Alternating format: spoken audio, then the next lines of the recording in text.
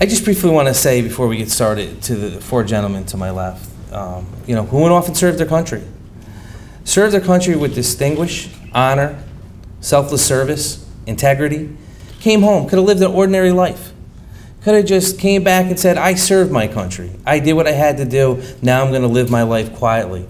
But as we'll get through the ceremony today, you'll see they didn't live their life quietly.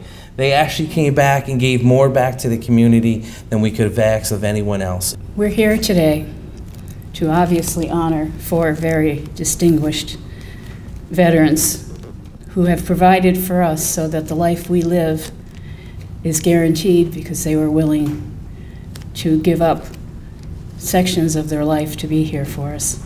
They had the path set for us, for my generation, for your generation to go forward. They made the sacrifices, but they made this nation, and why I love to say this, it's the best nation in the world. We're a nation of immigrants. We're a nation that has people like this leading the way for us, and I cannot thank you enough. I so admired Hank and do admire him because of what he did after he came home. He became a member of organized labor. He became a labor leader. He made life better for people in this region, in this state, and in this country. And he spent his entire career doing that. I joined the Navy because I went to the Colonial Theater when I was young, and I'd see the Pathé News, and I'd see all of our guys being killed. And I said, I'm gonna get in there, and I'm gonna kill Hitler, and I'm gonna kill Tojo, and we're gonna end this thing. The operation was Operation Crossroads, and it was a slew of ships there, and there were also target ships, and they dropped that bomb, and they had pigs and goats and chickens and everything else on those ships to see what, the radiation, to see what it did to them. And I was one lucky son of a gun, I gotta tell you that, because they didn't know much about radiation. This is the first bomb ever was blown off in the desert. The second was Hiroshima, then Nagasaki, and then R2. So we had a little bit to do bringing the country into the nuclear age. But my ship, the USS Sylvania, was an AKA-44, and what we were doing, we were taking soundings of all the Marshall Islands, the coral reefs, so that, mapping it out so that the ships wouldn't tear out their bottoms. So that was the luckiest thing that ever happened, because after the first bomb, about a week later, those guys in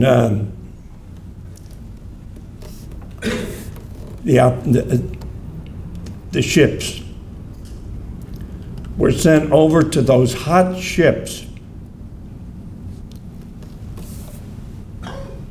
with sneakers, shorts, t-shirt, Dixie cup cap,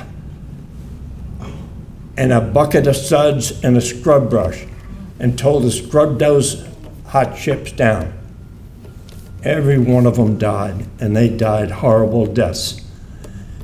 If we weren't doing that, if we weren't taking soundings, I'd have been right in the middle of that. And I thank God every day. Sal Greenberg is by far and away the best boss I ever had in my adult life. He was the most fun, the most understanding, and as a prosecutor, you couldn't ask for more. He left you alone to do your job, to do your trials, without micromanaging you. I was on a fleet oiler. It was a World War I design. It was decommissioned after World War I and then recommissioned in about 35 or 36.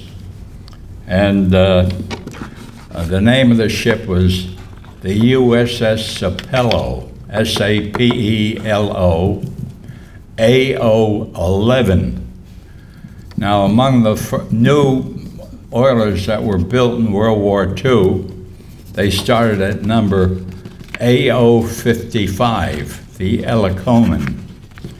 And we could go about 13 knots an hour, and it'd take us 35 days to go to Europe, and you could only go as fast as your slowest ship. We basically would operate in a convoy of about 120 ships. We'd be the only Navy vessel in that convoy, except for all the escorts. Now, escorts would be destroyers, United States destroyers. There were old four-stackers. We had Canadian, British, and it was very interesting. Our primary duty was to top off the fuel on destroyers, because for every trip we took, we go on one trip, they'd go around us constantly, and we had to keep them provided with fuel and occasionally provisions. We carried some provisions. Briefly, in 1941, Mr. Pryor enlisted in the United States Army in Macon, Georgia, correct? Yeah. And at the time, you know, again, the segregated Army, he went through boot camp and then moved around the country because they didn't know what to do with his company. They didn't know how they were going to employ these troops. And I said, well, what kind of stuff did you do? And he said, well, we served the white troops. And I said, oh, you mean at the chow hall, scooping food? He said, no, we were carrying their bags, he told me. And then a couple beats later, he said, Jim, I didn't join the slave army. And I was just floored. And I knew from that point on that my experience in the Army was going to change a little bit. And again, I appreciate that, your candor, very much. Now, I served 4.5 years. I was discharged from the Army in 1945. I was 19 when I was discharged. I was a sergeant. But do you know, I went through all the segregated camps in the South. They're trying to find a place. What are we going to do with these boys?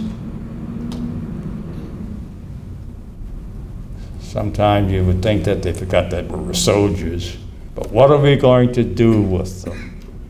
And I moved from one segregated camp to another.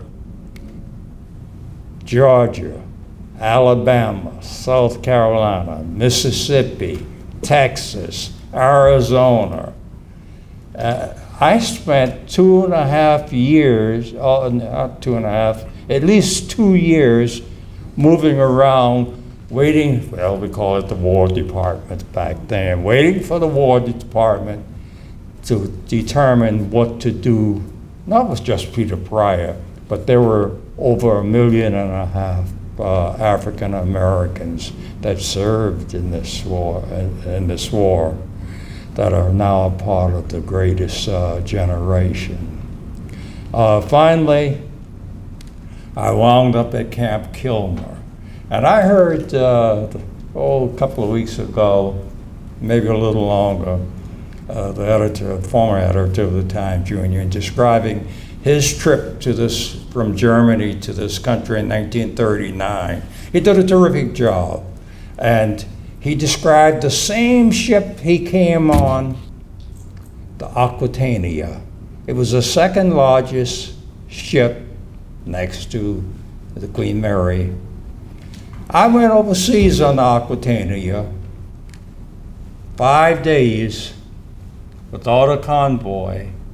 Joe Bruno is my barber. I love saying that. I'm sure political junkies can understand.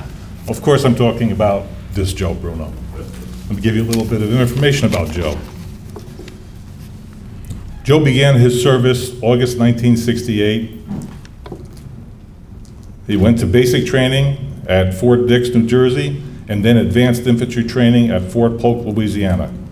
He was ordered to Vietnam January 1969 and was assigned to the Marical 195th Infantry Division, Company B, 3rd Battalion, 10th Infantry. He served in Duc Pho, South Vietnam, for 7 months until he was wounded in combat. He is the recipient of the following medals. Of course, the Purple Heart, the Vietnam Service Medal with Bronze Service Star, National Defense, Vietnam Campaign Medal with device, Combat Infantryman's badge. Joe was honorably discharged July 31st, 1970, with the rank of sergeant. He presently resides in South Bethlehem with his wife, Karen. And did I mention that he was my barber?